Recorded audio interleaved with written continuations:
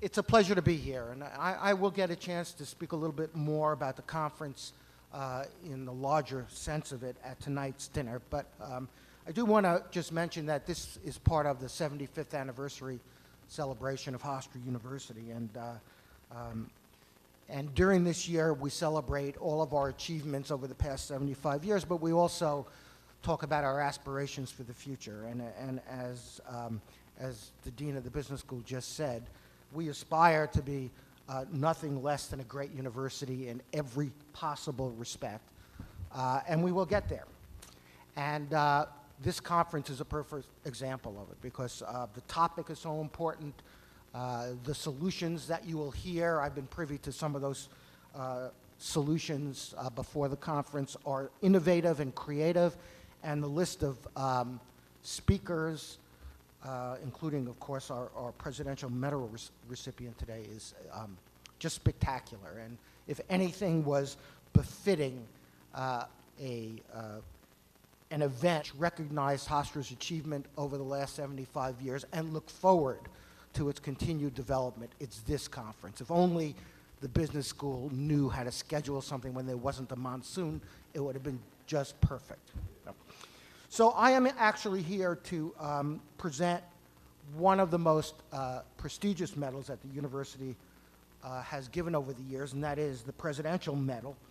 It's been bestowed upon a distinguished group of individuals in recognition of exemplary achievements and accomplishments, whether that be scholarly excellence or outstanding leadership or noteworthy public service or humanitarian efforts or any combination of that.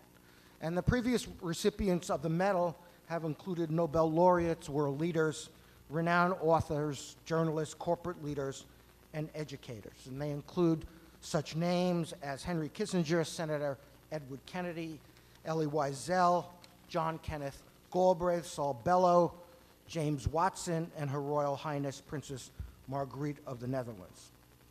The achievement of today's recipient, Joseph A. Grundfest, the William A. Frank Professor of Law and Business at Stanford Law School, clearly places him among those few individuals who merit this kind of prestigious honor from our university.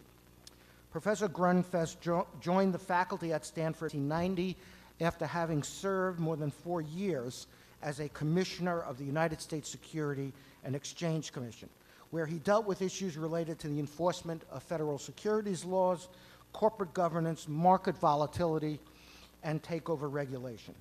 As an attorney and an economist, Professor Grundfest has worked with the Rand Corporation as well as with the Brookings Institute.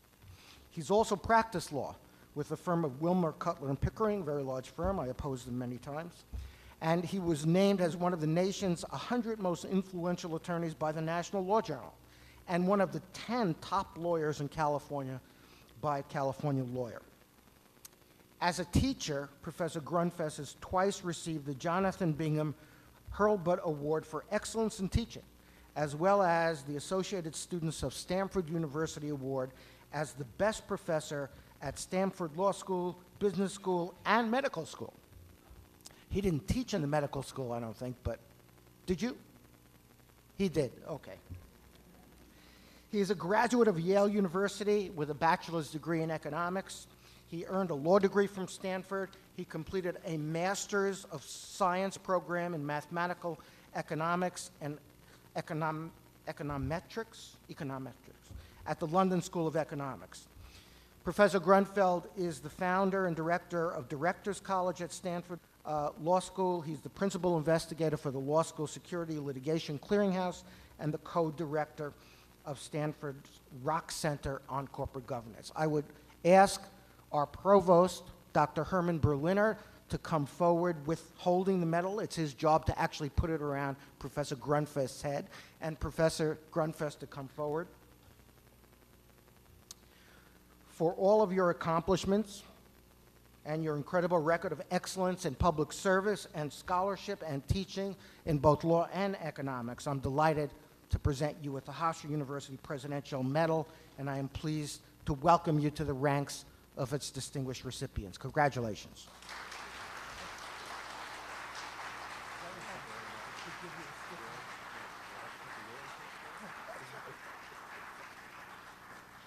Now, let me tell you, with everything going on in the world of medals, I asked the president whether I'm going to be asked to take a urine test to demonstrate that the accomplishments were appropriately received. Let me do this, if I may, with no disrespect. As uncomfortable as I am speaking with a medal hanging around my neck, allow me to do this, please. And also, let me tell you, let me share with you a story that has the advantage of actually being true. When I first learned that I was going to be the recipient of this award, I made a mistake. I made a very, very big mistake. I haven't yet recovered from this mistake, and I'm going to continue to pay for this mistake for years on end. I told my wife, okay? So the immediate thing that Carol does is she goes to the internet and she looks up all of the other people who've ever received this honor.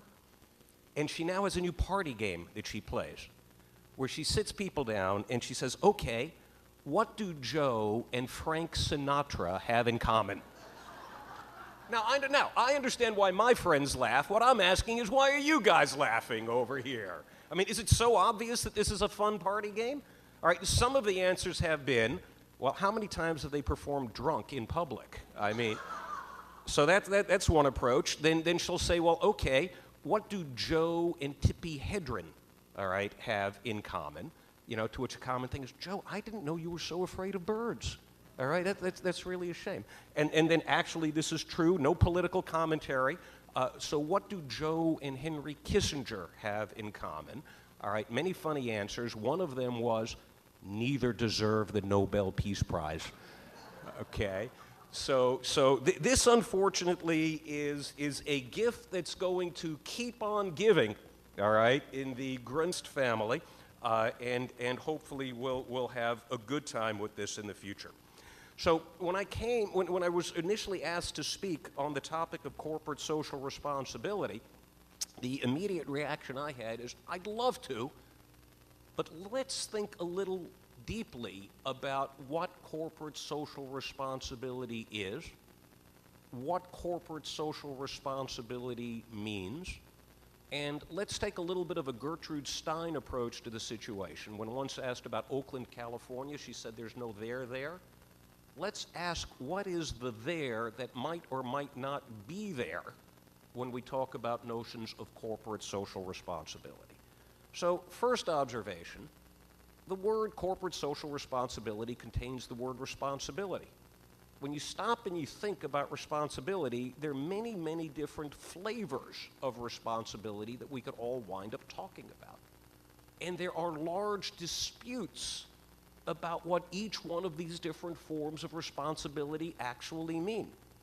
So when we talk about personal responsibility, there are very different conceptions and perceptions of what we mean when we say personal responsibility. We can have a legitimate dispute / conversation about the issues about which every one of us in this room has to take responsibility for us as a person. Are they environmentally determined? Are they personally determined? Are they predetermined by, a variety of conditions that are outside our control? People get PhD dissertations for debating and arguing and analyzing the notion of personal responsibility. And then when you talk about corporate social responsibility, you say, wait a minute, okay, so responsibility, that's a tough word even on a personal level. Now we're talking about social responsibility. Well, it's not just corporations that have social responsibilities. We have personal conceptions and perceptions of social responsibility. What are our obligations as individuals? Forget about these collective artificial organizations that are called corporations. What is the personal obligation to society? And you will have reasonable disputes and good faith disputes about what the obligations are for each one of us to support something around us called society. Governments have different conceptions and perceptions of what social responsibility is. Look at religious organizations. Profound differences of opinion among religious organizations about the degree of responsibility that different individuals might have to the larger society around you and how that should be reflected. And universities. Different universities will have different conceptions and perceptions of what social responsibility is. How is a university supposed to reflect its notions of social responsibility? To what extent do you do that through the financial aid program? To what extent do you do that through green initiatives? To what extent do you have to balance the cost of green initiatives, and does it come out of financial aid? We live in a world of limited resources, and to assume that you can have everything at one time is really to assume away the problem and not to confront the problem and not to face the tough issues that we really also all have to face. Should it then be a surprise that if we can't agree on personal, governmental, religious, or university conceptions of social responsibility, that we also can't agree or shouldn't expect to agree about notions of corporate social responsibility? Why should we have a consensus there when we have no consensus in any of these other places? Other observations, you can go to individual psychology, organizational behavior, and the like. Taking a very simple example, you've got Maslow's hierarchy of needs. Well, corporations have their equivalent.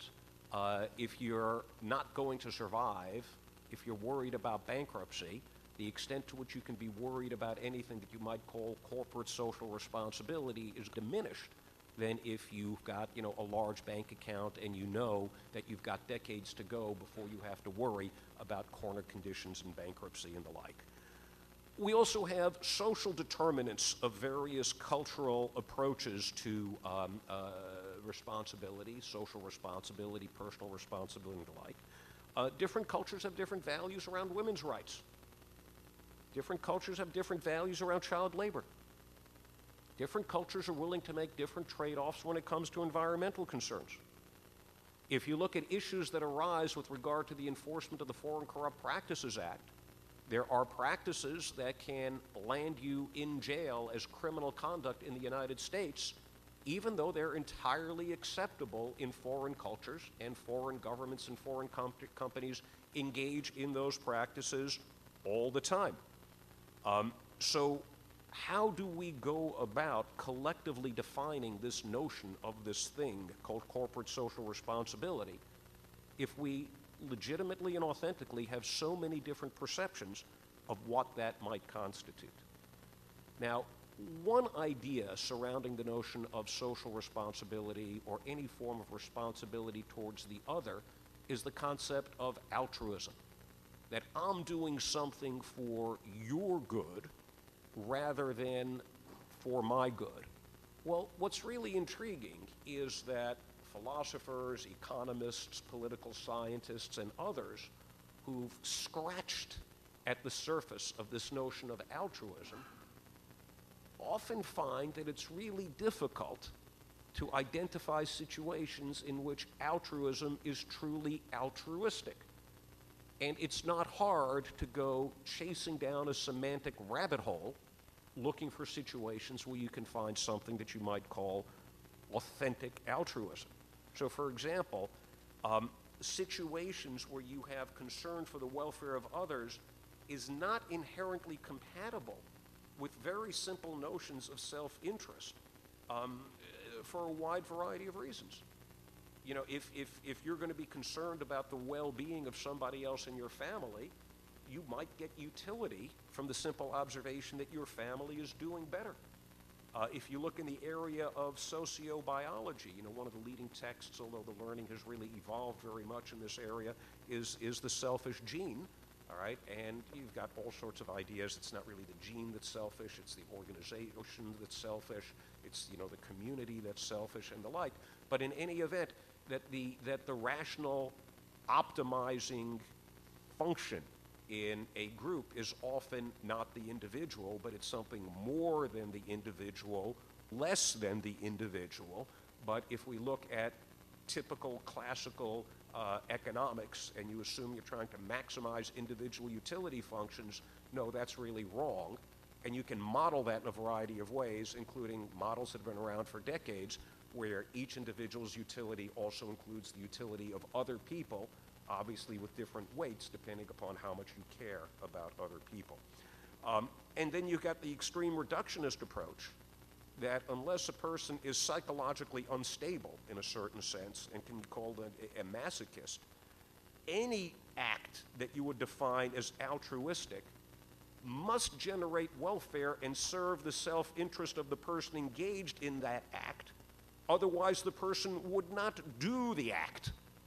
All right? So in other words, but for the situation of the profoundly troubled or the people who aren't able to process information and don't understand what's going on, if you are engaging in an act of charity or altruism or what have you, there's got to be something in it for you, sort of in a reductio ad absurdum argument.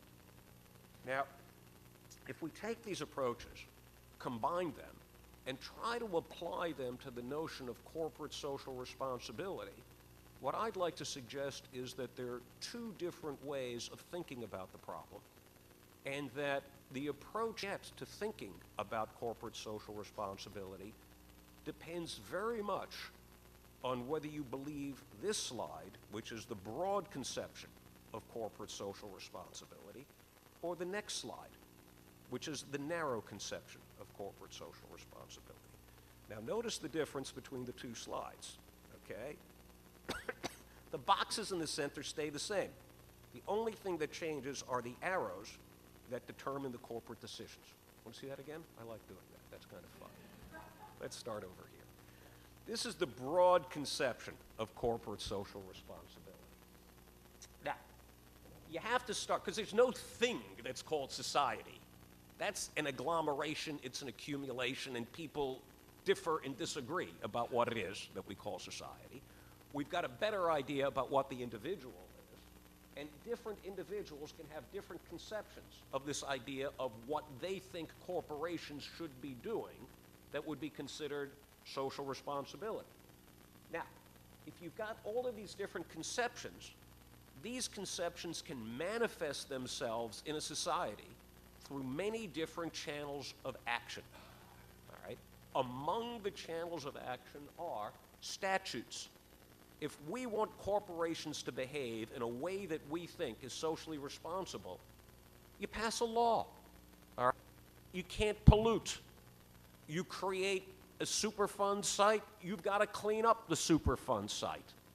No shortage of regulations that if you look at statutes, that if you look at them, embody some notion of corporate social responsibility.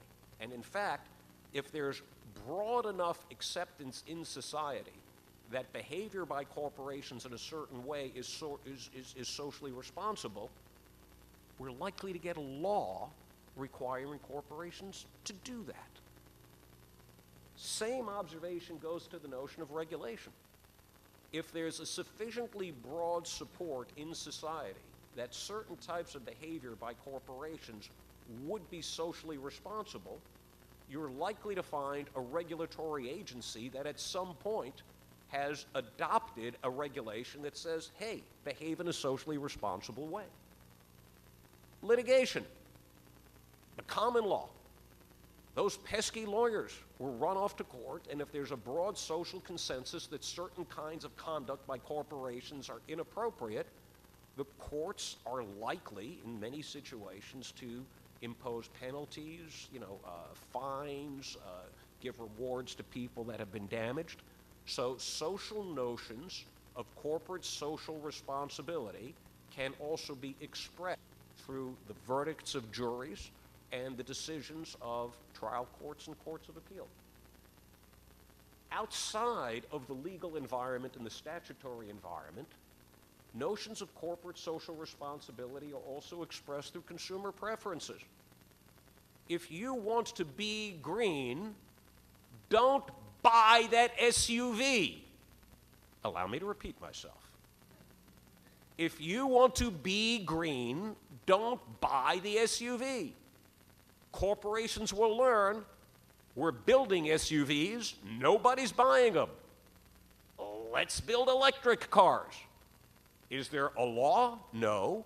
That's profit maximizing. Why? Because consumers are expressing their own preferences with regard to their notions of social responsibility, and any rational profit-maximizing organization will then say, I'm listening to my consumers. They want smaller cars, they want better gas mileage, they want electric cars, I'll give it to you. So if what used to be Detroit, I don't know what we call it now, if the automobile industry isn't building the kinds of cars that we think are socially responsible, here's a question for you. Do we yell at them or do we look at the mirror? I think it's a fair question. Do we yell at them or do we look in the mirror? Because we as individual consumers have the power to make them build whatever we are willing to buy. And if we're making choices that we think lead to too many gas guzzlers out there, there isn't a single person in the automobile industry that can force us to buy any car. It's our decision. Employee preferences, the labor market. Which company do you want to work for? How much do you care about health insurance benefits? All right, where do you want to go? What do you want to do? What are you proud of doing? What kind of trade-offs are you willing to make for job security and the like? All right, the labor market also reflects individual conceptions of social preference. You've got capital market constraints. If you've got corporations that you think are behaving in certain ways that expose themselves to a wide variety of issues or problems, it's going to be reflected in the cost of capital. Have a look at what happened to British Petroleum's stock price after the oil spill. All right, so if you think that there was no capital market discipline, and if you think that the executives at Exxon and Shell and the other companies aren't looking and studying very carefully what happened in terms of the capital market response to that kind of a problem, and trying to think about ways to prevent their stock price from going down by 50%, they're spending a lot of time looking at that. All right, it's not in anybody's best interest to have, BP2 or problems on the North Slope, because you do know that at the end of the day, if you have a mega issue of that sort, your stock price is going to take a hit, and it's not going to be a small hit. Oh, and by the way, everybody's stock options then wind up underwater too. So it's in your own self-interest, forget about corporate interest and social interest, to have a look at that as well. Proxy voting. You can have shareholders express their preferences through a wide variety of proxy initiatives. And then you have this thing that I call the residual. What is it that corporations can do to express some notion of social responsibility that isn't already captured in statutes, regulations, litigation, consumer preferences, employee preference, capital market constraints, and proxy voting? So if you take this broad conception, when corporations make decisions, you can find them reacting to notions of social responsibility because they are optimizing over the legal requirements imposed by statutes, litigation, and regulations, the market conditions reflected in consumer preferences in the labor market, and capital market conditions reflected both in the pricing of capital and in the voting of the associate shares. Plus whatever epsilon you have sitting at the end of that equation that might reflect this other thing that you could call social responsibility. The second conception, which I call the narrow conception of corporate social responsibility, says, no. The only way for a corporation really to be able to get credit for being socially responsible is by doing something over and above that which is required by statutes, regulations, litigation, consumer preference, employee preference, capital markets, proxy voting. That you look at it and the corporation says, no, we're really socially responsible, we're going to do more. All right? What is that more? How is that more expressed? Who decides on that more? And you can then also ask questions about whether that more then really is reflecting some notion of corporate social responsibility, and how and why. Is it corporate charitable giving?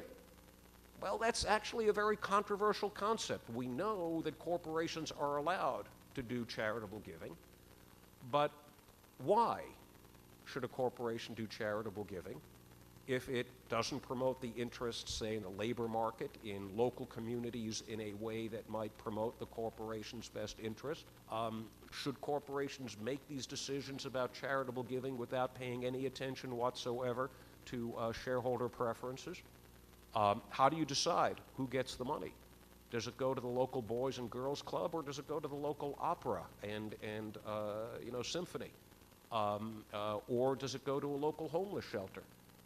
The number of perfectly legitimate and valid places where a corporation that decides to give charity might put the money is infinite. How does the corporation decide? Does it look at what is the charitable contribution that will most optimize the value of the corporation while still being a charitable contribution? Well, if it does that, well, isn't then really engaging in stock price optimization behavior through a different channel? And would you then call that corporate social responsibility, or yet another strategy for maximizing your stock price? So this notion of corporate social responsibility is actually, I think, much more nuanced and much more complicated than many people in the field may have recognized. And again, once you scratch the surface of that idea, you easily wind up, I think, in many of the areas of the debate that's dominated the field of sociobiology. You easily get into some very interesting questions that spill over into areas of philosophy and political science and what have you. And I'll be entirely candid in terms of my own view, having served on boards and currently serving on boards of publicly traded corporations, and I like to think that I'm as socially responsible as the next guy. This is the way the world works. Right? At the end of the day, and if you stop and if you think about it, if the vast majority of corporations would simply abide by the law, abide by regulations, and properly and intelligently reflect consumer preferences, employee preferences, capital market constraints, and listen in the context of proxy voting, you'd solve 80% of the problems in this space, at least. And moving to many of these extra arguments regarding corporate social responsibility is a lot of heavy lifting, potentially for relatively little gain, in part because if there's a sufficient social consensus around what constitutes social responsibility, you would expect to have that idea reflected, I think, in statutes or in regulations or in consumer preferences or employee preferences. They will show up in the system, and they will manifest themselves in such a way that corporations will have to respond. What I'd like to do is try not to get us off schedule, and what I'm going to do is skip over all of these complicated words, which I've summarized, just focus on one interesting question, which is a great topic for debate. There's a very interesting Supreme Court decision called Citizens United, which had to do with the ability of corporations actually to engage in political speech supporting or opposing individual candidates for office. And many people are very concerned about what that means. And I think the debate is a good one to have, particularly in the area of corporate social responsibility, because now what it means is that it is easier for corporations to influence the equation by which broad notions of social responsibility actually become incorporated in statutes and regulations. So, in other words, the political vectors that connect individual conceptions of corporate social responsibility to statutes and regulations have changed. There's going to be more corporate money involved in that process. And it is a fair and legitimate debate, and you can have intelligent people, I think, on both sides of it, as to whether that changes the extent to which legitimate notions of corporate social responsibility are actually expressed in statutes and regulations. In particular, whether the playing field is now going to be tilted more towards conceptions that are friendly towards corporations. But again, that also depends upon your perspective, because you could also take the view that the playing field before was tilted in a direction that did not give adequate weight to interests of these collective organizations that happen to be known as corporations. So for those of you really interested in the field, I think there's a whole new area of inquiry that's really been opened up by the Supreme Court's decision in Citizens United, and the research, the debate, and the discussion in that space is really only just beginning. It'll go on for years, and I suspect decades. I'm really a big believer in having a conversation and not in having me stand up here and pontificate, even with the power of the medal. So what I'd really love to do is hear from you, hear your comments, your suggestions, and your observations, and I'd love to invite any or all of you to step to the microphones with any questions, because if you don't, I'm going to call on you. Yes, sir, you.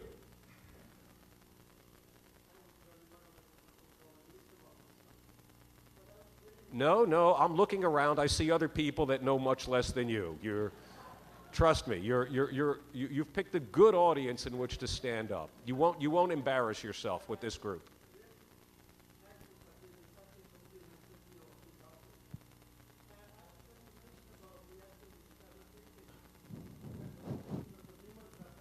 Capital markets. But the key factors. Could you use the microphone so everyone can hear? Yeah, the consumer preferences and the capital markets were the key factors in leading to the downfall of General Motors.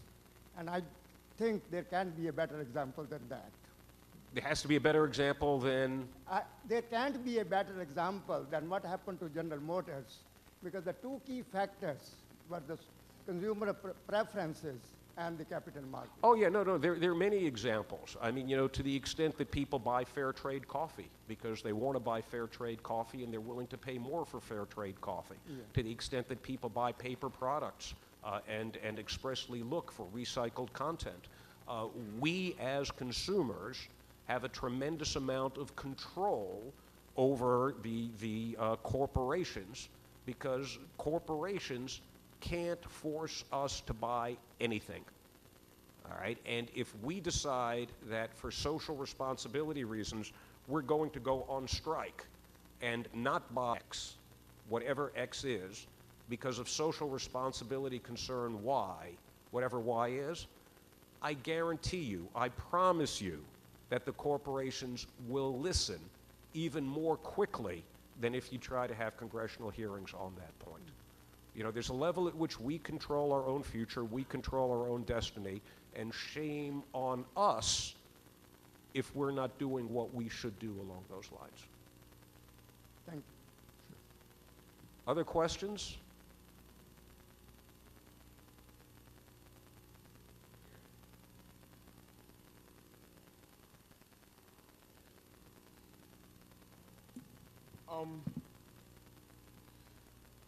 Is it safe to say, I don't know when we started talking about the topic of social responsibility. I don't know if it's kind of a new thing. Is it safe to assume that all these decades of being involved and engaged in antisocial irresponsibility? One particular industry that I always think of is, I think of like the conflict of interest that we have among ourselves. I think of the health industry, the medical industry. Very simply, pharmaceutical industry is engaged, I believe, that basically on treatment, not finding your cure, because there's no profit in cures. There's only profit in treatment. Now, if I'm a shareholder of a particular pharmaceutical company and my wife ends up in the hospital, you see where I'm going with this? I'll stop there. I love that question. That's a brilliant question. It reflects so much of what's going wrong, and it also has embedded within it so many of the answers in terms of what we need to do right. The optimal drug, all right, and pharmaceutical industry executives will tell you that, is a drug that people with a chronic condition have to take for the rest of their lives. So, for example, if you come up with a drug that reduces the pain of arthritis, that's $1 gazillion. All right, you come up with a statin, an early statin that people with certain with high cholesterol have to take in order to control the cholesterol for the rest of their lives. That's great. You come up with a pill that actually solves high cholesterol you take once, economics aren't as good. You come up with a cure for arthritis, you take the pill once, economics really won't turn out to be as good. By the same token, prevention is infinitely smarter and cheaper than treatment or cure. So many of the diseases that we have in America today and are going to have in the future can be prevented. We are causing our own ill health, and everybody keeps talking about bending the cost curve and reducing the cost of health care in America. Well, the cheapest way to bend the cost curve is for all of us to take better care of ourselves. I mean, we all know the data on what's happening to, body weight and obesity in America. The data are absolutely clear. Is the government making us do this? Is the government making us overweight? Is there something, we know it can't be genetics. The human gene doesn't change so quickly. We know it has to be behavior. We know that it has to be our own actions in the marketplace for calories. There's no other explanation. And we also know that with the current trajectory, the incidence of diabetes, heart disease, all sorts of other conditions that are related to being overweight, going to balloon. And the amount of money, I'm looking at the students here, the amount of money that the students in this room are going to have to pay because people in my generation are overweight is unconscionable. I'd like to apologize to all of you for the behavior of my generation. And every time you see somebody in my age group at a McDonald's, slap them around a little bit. You have my permission, all right? If anybody says, why are you doing that? You say, Grundfest said it was okay. We got a question over there.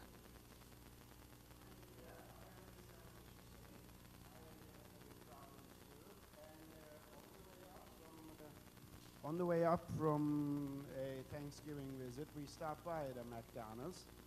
3 people, $10. Right. That was lunch. Yep. And the poor, do they have any choice? I mean, it's easy for me to say, come on, get your act together. That's Don't right. And eat when you this have junk." neighborhoods where there are no grocery stores and there's Yeah. no fruit that you can buy and there are no 10 salads, I agree with you entirely. We're in total. You're going to have a hard time picking a fight with me about something like that. All right? No, I agree.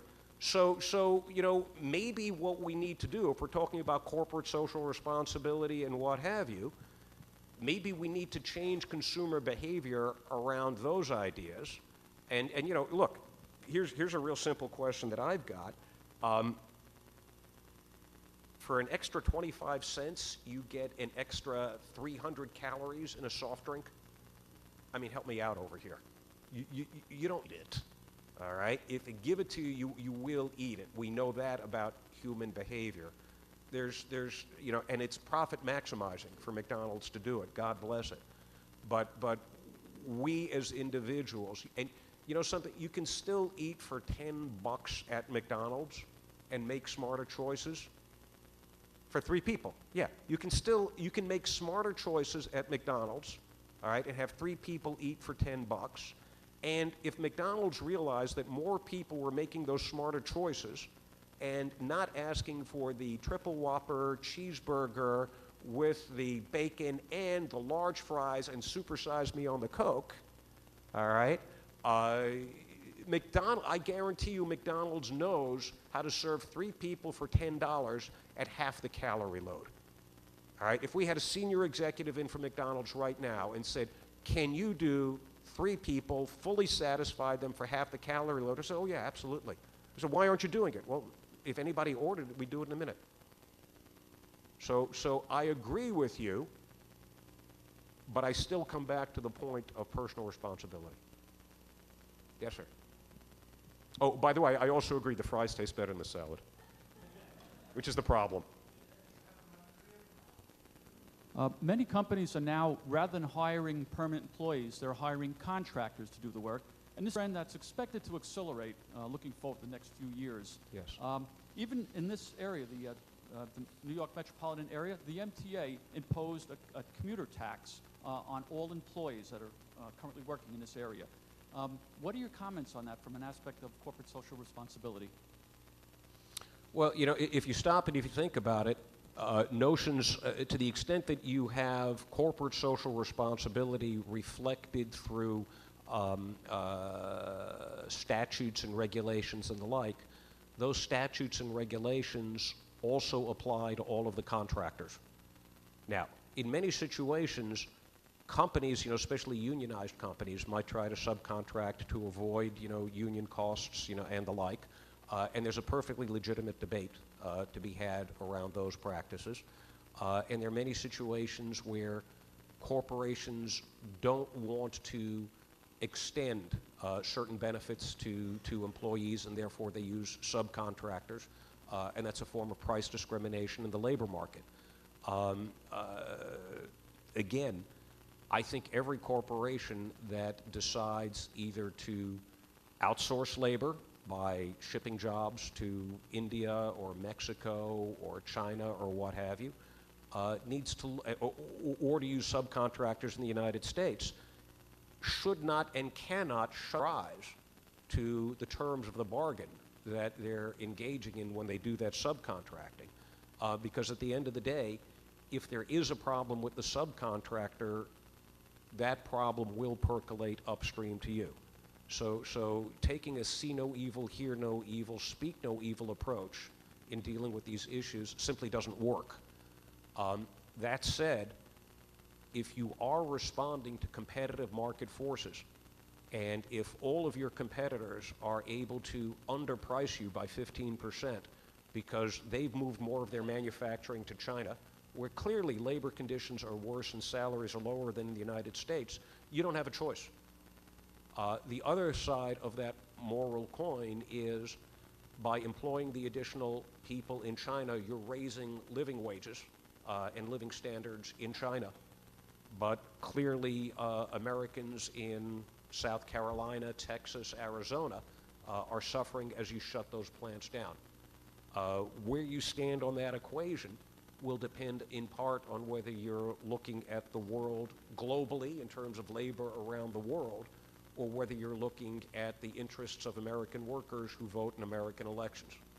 Perfectly legitimate debate to have, and it's one that we have to have. I see a forest of hands. I'm going to let whoever has the microphone decide. Yes, sir. You appear to be most in terms of you're raising your hand highest. All right. We're going to take only one more question after this one, and this last question will be auctioned off. No. Thank you. I'm rarely considered tall or highest, so it's an honor. I would suggest that you should have a number of arrows on that chart going the other way, that corporations can influence consumer preferences. They can influence statutes, regulations, Yes. how much litigation goes against them through their strategy. Oh, I couldn't agree. So it should be interactive, and that's a point of many of the prior questions. Thank you. That's an excellent point, and I did not want to leave this up there without recognizing that point in advance.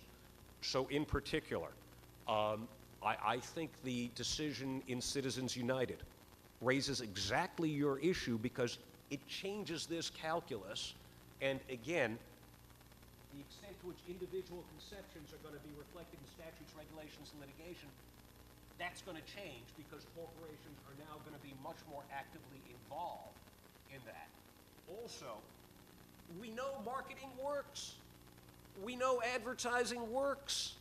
Otherwise, corporations wouldn't spend all that money in advertising and trying to persuade us to supersize, all right? So we do respond to corporations that try to persuade us to do things that if we stopped and thought about it, might not really be in our best interests. Well, that I think is part of our responsibility to be smarter consumers. I also have no, look, you know, I'm a free market kind of guy. I'm a full disclosure kind of guy. But when you're talking about free markets, and you have to recognize that there are externalities. Externalities exist. So I'm also a big fan of, you know, making sure that when somebody goes to McDonald's, that's the example that's come up, let's stay with that, that you make it as easy for people to find out what that calorie load is on that Coke, and saying, you know, the meal that you're thinking of ordering is, you know, 1,000 calories. By the way, you could be just as satisfied for 500 calories, and it won't cost you any more. Here's the alternative. All right, I believe in information. I believe, you know, a great deal in individual choice and individual responsibility, as you can probably tell. And I do think that corporations use human nature in order to advance profit-making interests. You've got a business school here, right? You teach marketing, right? That's what you teach people how to do. It's your job, all right, as part of the marketing course. We have some marketing professors laughing. But basically, that's what you do. How do we take advantage of, and I think that's the right phrase, of what we know about human conceptions of psychology, about human behavior, so that people will buy what we want to sell them, whether that's really the best for them in the long run or not. And there's an interesting philosophical debate, and, you know, you can take a libertarian approach and you can defend smoking cigarettes. All right? If I want to shorten my life because I like the immediate pleasure of smoking a cigarette, and if I pay enough into an insurance fund so that there's no externalized cost on anyone else, and if I smoke outside and there's no secondhand smoke, then what business is it of yours? All right? I want to drink alcohol. All right? I want to play in the NFL, and I want to take certain drugs that will improve my performance.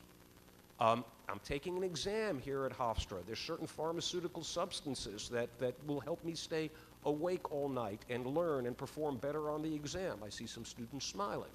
Okay? It makes me smarter. All right? I see some faculty smiling. You know, these are the kinds of questions that if we recognize what's going on in the world today, you got to roll up your sleeves and you got to address them. Do you want to auction off the last question? I mean, the proceeds go to, how's your salary paid? Is it? No, I'm kidding. Last question. I'll let you pick. I can't handle the responsibility.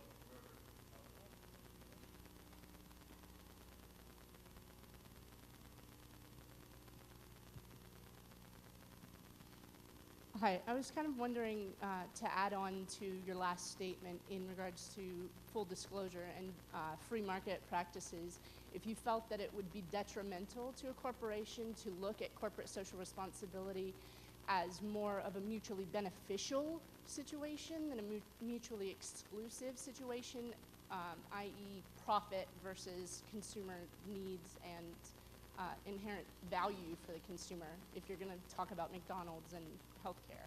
Well, I think in many situations that tension doesn't exist if consumers behave intelligently. So it's really a very interesting question in terms of social engineering. So here are the choices. And again, I think these are legitimate topics for debate. Let's assume that what we want to do is bend the cost curve on healthcare so that students in Hofstra don't have to pay as much in taxes to support my generation in our dotage. Variety of ways to do that. Do we try to change behaviors by taxing certain forms of behavior? Do we then put a calorie tax, all right, on soft drinks and certain types of meals and what have you? If you put a calorie tax on, it has a regressive effect, as has been suggested. Do we try to change individual behavior so that we educate people, so that people know, what's the smarter thing to do? In which case, Sarah Palin complains about Michelle Obama and the government, interfering with the rights of parents to cook chocolate chip cookies, all right, and make cookies for their kids. I mean, what are we going to do about this? all right? The status quo in terms of where we are leads us down many paths that in the long run are entirely unsustainable and not in our individual or collective self-interest. And I think we've got to get all of these difficult and tough questions out there as part of the debate and take responsibility for making these decisions.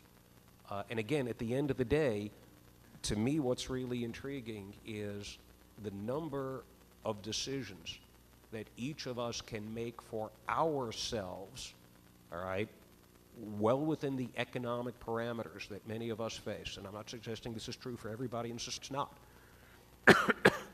where we can not only make the world a better place for us, but we can make the world a better place for everybody else by exercising a new set of social values and expressing that in our consumption decisions.